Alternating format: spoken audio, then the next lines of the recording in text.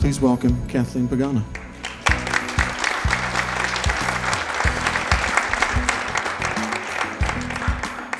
Start out with a question for you. If you think of your kitchen at home and think of a stove, and you have a pot on that stove with boiling water, would a frog jump into that pot of boiling water and stay there? Probably not. However, could you have a pot of warm water and you have a frog resting there and the frog's unaware when you're gradually cranking up the temperature? Possibly. Many of us are like that second frog. We are unaware of how our lives our unbalanced lives are heating up around us and causing a lack of balance and with consequences to our health and happiness. That's what we're going to talk about, life balance, today. And I recently attended the Magnet conference, and one of my main takeaways from that conference was the importance of the workplace environment because of two things.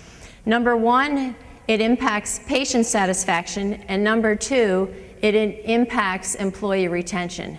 Val did a great job talking about the workplace and what goes on with employees in that setting and how that can impact retention.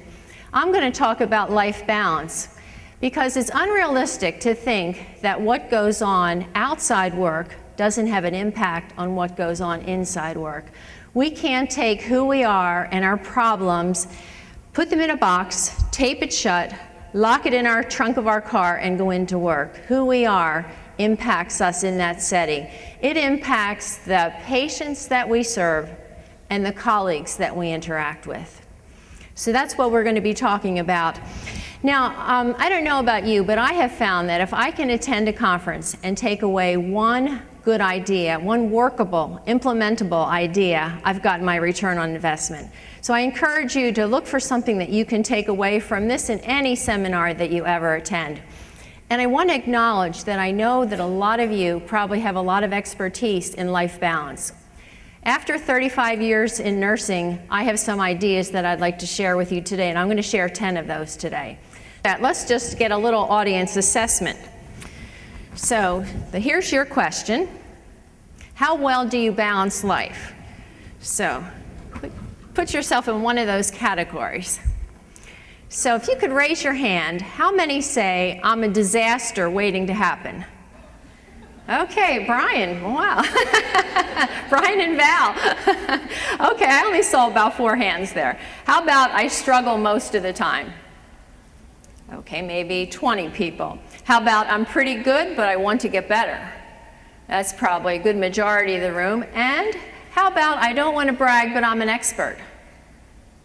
Okay, a couple people in there. And some of the people in here, I want to say that one thing I found, I mentioned about getting a return on investment, and sometimes you know something, but you have forgotten it. And it's Mark Twain that says, we can't possibly remember everything we know. Sometimes we need to be reminded. So I may remind some of you in that expert category of something that you had forgotten. And that often happens to me at a conference. I come away with something I have forgotten and start implementing it again. So let's move on to 10 key strategies.